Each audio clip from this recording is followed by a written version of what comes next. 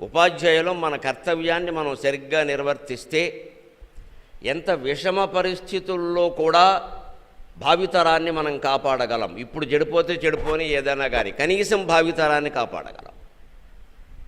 ఆ బాధ్యత మన మీద ఉంది, మీ మీద ఉంది అని నేను అనాలా, మన మీద ఉంది. నేను ఆ రంగంలోనే ఉన్నా. అందుకే విద్యా వ్యవస్థని కాపాడవలసిన బాధ్యత ఎప్పుడూ ఉపాధ్యాయులదే. ఇప్పుడు మరింత పెరిగింది. ఎందుకంటే అది భ్రష్టు పట్టడం వల్ల అనేక వ్యవస్థలు భ్రష్టు పడుతున్నాయి. కలెక్టర్ గారు సహా, డిఈఓ గారు సహా అందరి ఆవేదన ఇదే, మన ఆవేదన కూడా ఇదే. మనము దీనికి బాధపడుతూనే ఉన్నాం. మనం దీనికి బాధపడడం కాదు, మిగిలిన వాళ్ళు బాధపడుతున్నారు సోదరులారా. మనం బలైపోతున్నాం.